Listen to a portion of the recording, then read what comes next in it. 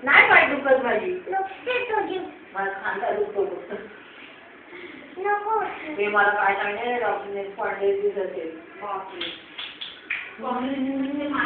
मणक्याचं ते गॅस असतं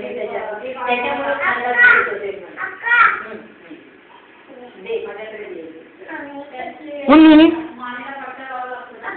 तसं नाही एवढं हाडाला पण होतं तसं तर ते व्यायाम केलं ना असं मानेचा की मग होतं बरोबर ग्लास घे ग्लास दे तुझी डिश पण दे दे